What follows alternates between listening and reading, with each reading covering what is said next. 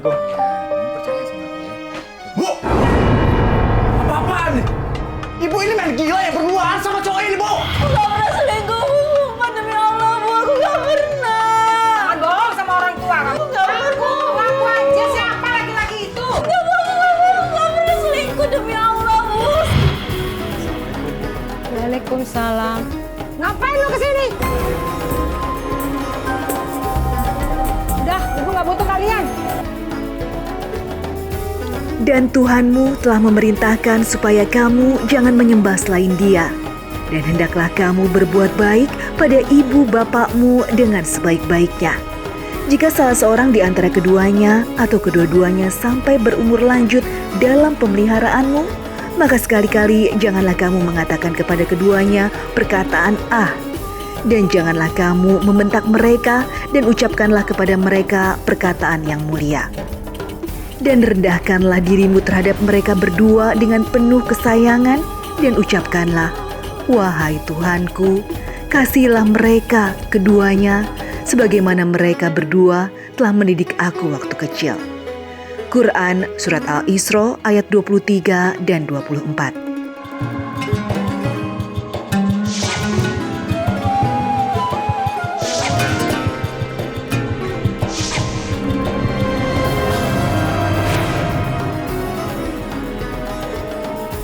Assalamualaikum warahmatullahi wabarakatuh. Selamat pagi pemirsa Tawakal yang dirahmati Allah Subhanahu wa taala. Senang sekali saya Farid Hasan kembali menjumpai Anda. Dan pemirsa, alhamdulillah di studio sudah hadir bersama kami Bapak Ustadz Muhammad Ziyad. Assalamualaikum Pak Ustadz. Waalaikumsalam warahmatullahi wabarakatuh. Apa kabar Pak Ustadz? Alhamdulillah baik, Mas. Alhamdulillah. Dan selain Bapak Ustadz Muhammad Ziyad juga sudah hadir bersama kami seorang narasumber bernama Mas Dery. Assalamualaikum. Waalaikumsalam. Baik pemirsa dan juga Pak Ustadz, tadi di awal kita lihat bersama bahwa itu adalah video dari cuplikan reka adegan mengenai apa yang pernah menimpa dari Bapak Dery. Pak Dery sendiri boleh cerita ke kita punya permasalahan seperti apa? Ya, terima kasih Mas Farid ya, Pak Ustadz. Jadi saya punya kisah tidak adanya harmonis ya di dalam keluarga saya dengan ibu kandung saya. Pemicunya apa? Jadi gini, Mas Farid, Pak Ustadz, ini kisahnya udah agak lama. Pada awal saya masih bujangan dulu. Di situ saya sempat memergoki ibu saya. Mungkin ibu saya lagi puber, gitu ya. Saya memergoki ibu saya perselingkuhannya. Terus dari situ karena saya anak laki-laki di situ satu-satunya, saya bingung. Saya harus gimana? Sampai akhirnya saya bawa itu ke keluarga besar. Artinya gini, apa yang Mas Dery saksikan itu bukan dari omongan orang lain, tapi Mas Dery melihat langsung begitu. Iya Mas. Dengan siapa, mohon maaf? Kenal, maksudnya kenal dengan... Ya kebetulan kenal. Akhirnya keluarga besar itu memanggil, dirapatkan. Ibu saya suruh memilih di antara kedua belah pihak. Dan disitulah udah mulai terjadi bahwasannya kayaknya ibu saya malu banget. Karena saya udah membuka aib kali ya, gitu ya, membuka aibnya. Dan sudah mulai tidak harmonisan terjadi di dalam hidup saya. Ibu saya pernah bilang bahwasannya dia mengancam dan bilang menyukai ke saya tuh, saya tidak akan bakal bahagia kalau kamu memperlakukan ibu seperti ini orang tuamu. Hidup kamu itu tidak akan bahagia.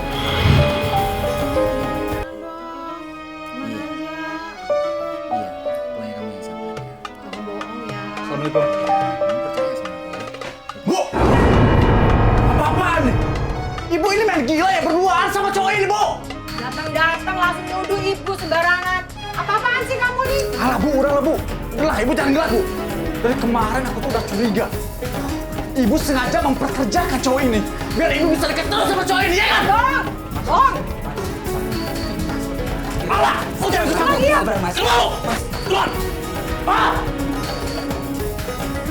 Bu, aku bakal bilang soal ini sama keluarga. Berani kamu bilang ke keluarga, Saya sumpahin kamu nggak akan bahagia. Kamu memang dasar anak durhaka sama orang tua. Saya nggak peduli, Bu. Berani sama orang tua. Kamu sendiri. Dari!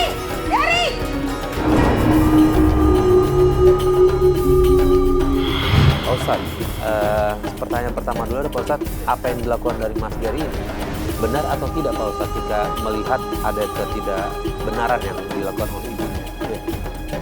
Bismillahirrahmanirrahim. Para pemirsa yang dirahmati Allah SWT, kita tadi mendapatkan cerita yang ini menjadi ibro dan pelajaran kita semua. Jadi kasus yang menimpa pada Mas Dery atas ibunya tadi, ada beberapa hal kalau dalam tuntunan agama syar'i. Yang pertama, apabila kita menyaksikan perbuatan maksiat, maka tentu kita harus meluruskan.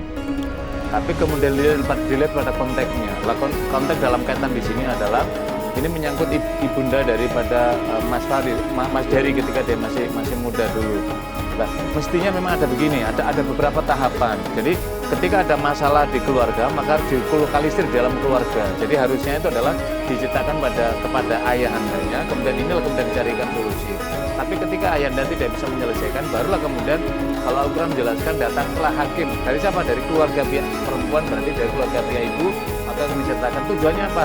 Tujuannya sebenarnya tidak bertujuan untuk membuka aib, tapi bagaimana ingin mencegah supaya kemungkaran ini, kefahisyatan ini tidak berlanjut, kan begitu tujuan dari Mas Dery.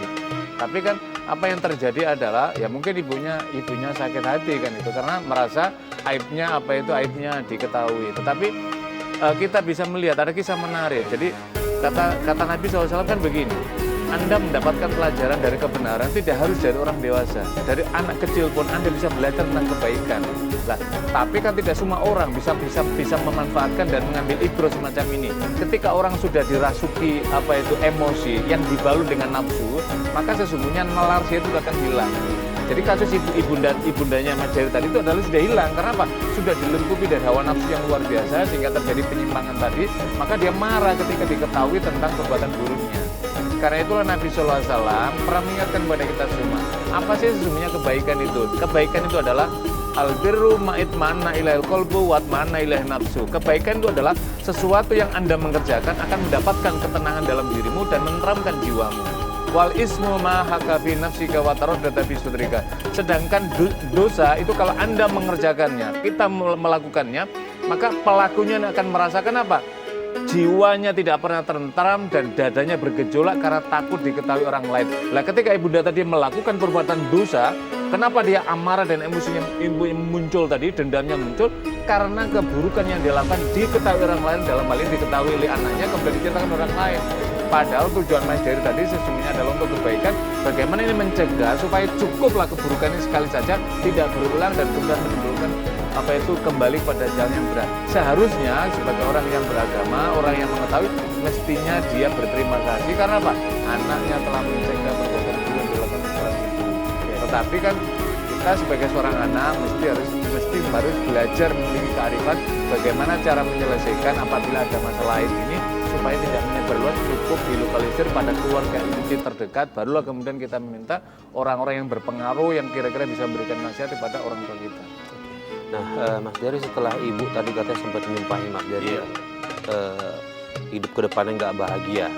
Betul, tidak bahagia Mas Dery hidupnya? Iya, justru itu yang di sini Pak Ustadz. Mohon izin, Pak Farid. Apakah sumpah ibu itu kan yang sempat saya tahu ya Pak Ustadz ya, itu adalah sakti, adalah sumpah atau kata-kata ibu itu didengar oleh Allah. Tapi kalau dengan kayak begini, saya disumpahin, hidup saya nggak bahagia, kamu akan hancur karena berkelakuan itu gimana? Apakah itu berpengaruh ke saya Pak?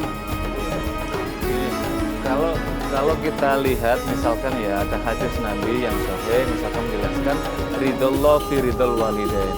Ridho Allah itu tergantung kepada keridoan orang tua kepada anaknya. Jadi kalau Mas Dery tadi pada ibu, maka ridho ibu terhadap Mas Dery menjadi sangat penting sekali. Tetapi hadis ini harus dipahami kapan keridoannya adalah ketika misalkan anak ini melakukan durhaka kepada orang tua, maka kemudian orang tua murka.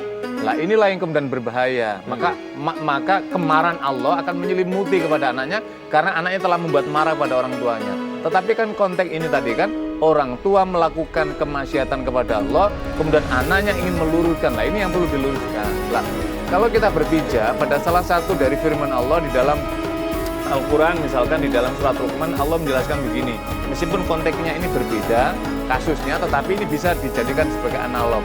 Jadi Allah menyatakan begini, fa'in jahadaka lan tusyrika bi ma laysa laka bi ilmun fala tuti'huma wa sahibhuma fid dunya ma'rufan. Jika orang tuamu mengajak perbuatan kemusyrikan kepada Allah, berarti apa itu? Puncak dari perbuatan yang dimurkai Allah ini dilakukan, maka anak supaya mengikutinya, maka anak tidak wajib mengikuti seruan orang tua semacam ini, tetapi anak harus menolaknya. Tetapi menolaknya pun harus dengan cara yang baik, dan anak tetap diminta untuk bergaul dengan yang cara baik kepada orang tua.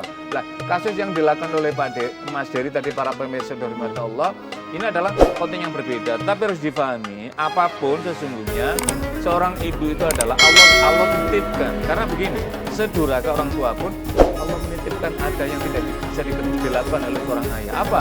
Mengandung, melahirkan, menyusui. Inilah saya kira jasa terbesar yang tidak bisa dibalas oleh apapun dari seorang anak kepada ibunya, kan ada 3 hal ini.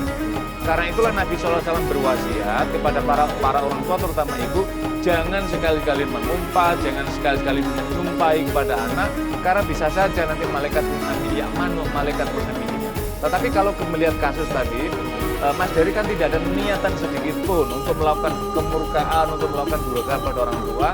Tapi saya kira tidak ada salahnya, misalkan ini yang waktu sudah panjang, mungkin yang pertama kan sudah dilakukan apa yang beristighfar kepada Allah. Jika itu ada yang salah, minta ampun kepada Allah. Yang kedua adalah tetap menyambung tali baik, silaturahim yang baik kepada ibu. Mudah-mudahan ini menjadi pembuka pintu rahmat Allah, sehingga akan mendatangkan kebahagiaan dan hubungan keluarga daripada Mas Dery.